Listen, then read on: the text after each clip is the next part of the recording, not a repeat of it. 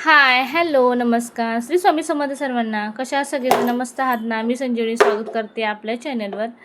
तर वेळ होती संध्याकाळची आणि इथं मी बनवत होती चहा. फक्त मी एकटीच होती. माझ्यासाठीच फक्त चहा बनवायचा होता. 2-3 दिवसापूर्वी ना गावावरून माझी बहीण आली होती. 2च दिवसासाठीच राहिली होती. जास्त दिवस पण राहिली नाही. पण खूप दिवस मी तिला बोलत होती, कधी येणार, कधी येणार म्हणून आणि फक्त 2च दिवस राहिली माझ्याकडे आणि पुन्हा आज गावाला गेली होती दुपारीच.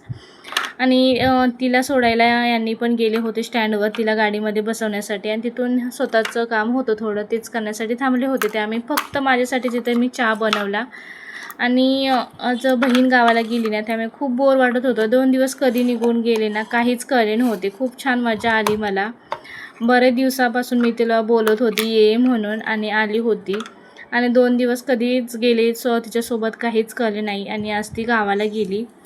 आणि तिला 2 दिवस तर मी राहा म्हणून खूप जबरदस्ती करत होती. पण पप्पांचं थोडं सामान पण द्यायचं होतं गावाला त्यासाठी ती गेली लवकर आणि साईडला लग्न पण होतं. त्यासाठी ही लगेच निघून गेली होती आणि ती जशी निघून गेली ना तसं घरात खूप शांतता वाटत होतं आणि खूप कंटाळा आला होता. त्यामुळे असं शांत वातावरणामध्ये ना मी काय करू असं मला कळत नव्हतं. म्हणून इथं म्हटलं थोडंफार मशीनवर काही कपडे शिवायचे आहेत ते शिवून घेऊया. म्हणजे थोडं तिकडे लक्ष गेलं ना तर मला तिची आठवण येणार नाही म्हणून. कारण जशी ती घरातून सकाळीच जायचं ठरलं ना त्यापासून मला वाईट वाटत होतं ती गावाला जाणार म्हणून. तिला मी संध्याकाळी लेटच्या गाडीने बसवणार होती. पण परत तिथून पुढे तिला न्यायला कोण येणार म्हणून मी तिला आज थोडं लवकरच बसवलं.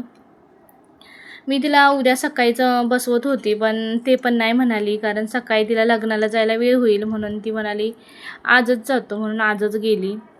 ती गेली तशी मी ना चहा वगैरे घेतला आणि कपडे वगैरे थोडी लाईव्ह माझी चालू होती ती बंद केली आणि नंतर मग कपडे वगैरे शिवायला घेतले. थोडेफार पॅन्टा वगैरे स्वामीच्या ना शिलाई मारायचे होते आणि थोडे नवीन पण आणलेले गाऊन वगैरे माझे होते ना त्यांना पण शिलाई मारायची होती. म्हणून इथं मी मशीनवर इथं बसायला घेतलं आणि मशीनवर जेव्हा कपडे शिवायला बसते ना तेव्हा स्वामी खूप दंगा करत असतो. आधी तर मी मशीनवर मोटार बसवली आहे ना त्याला तो खूप घाबरायचा वगैरे. पण आता त्याला सवय जशी झाली आहे ना तसं आता घाबरत वगैरे नाही. जास्त करून तो मांडीवर येऊन बसायला बघतो जेव्हा मशीन चालू असेल तेव्हा आणि हात वगैरे मध्ये करतो. तर मला खूप भीती वाटते कारण तो हात वगैरे घालेला आणि सुई वगैरे लागेल म्हणून जास्त करून मी शिलाईवर मशीनचं काम हल्ली बंद केलं होतं. पण थोडेफार फाटके वगैरे कपडे असतात ना ते शिवावेच लागतात. थोडेफारचे डॅडूने दुपारी शिवले होते वेळ होता तर. बाकीचे उरले होते ते मीच आता शिवायला घेतलं होतं. बहीण आलीपासून थोडी जागा कमी होती ना तेव्हा सोफा आतमध्ये किचनमध्ये थोडं ओढून घेतला होता आणि इथेच मशीन पण शिलाई मशीन आतमध्ये ठेवली. तर मी तिथेच बसून कपडे शिवत होते. तर स्वामी इथं भांड्यांची रॅकवरची भांडी काढ हे काढ चाललं होतं त्याचं. भांडी जर काढायला नाही दिली ना तर मांडीवर असा बसत होता आणि खूप त्रास देत होता मला तो इथे. तरी पण म्हटलं कंटाळा घालवण्यासाठी काहीतरी तिची आठवण सारखी येत होती ना म्हणून म्हटलं थोडंफार काहीतरी करत राहावं म्हणून थोडेफार कपडे वगैरे शिवले. ब्लाऊज पण थोडे शिवायचे आहेत माझे. कारण आता थोडं गावाला जायचं 1-2 दिवसासाठी गावाला जायचं प्लॅनिंग चाललं आहे. बघूया जायला होईल का नाही माहीत नाही. पण जायचं प्लॅनिंग चाललं आहे. त्यासाठीच थोडं ब्लाऊज पण माझे काही शिवायचे आहेत. त्याचे पण कटिंग वगैरे करायचं आहे. आता सध्या तर मशीनवरची कामं भरपूर आहेत. साड्या वगैरे पण आहेत पिको फॉल करायच्या. पण बघूया आता कधी वेळ भेटेल.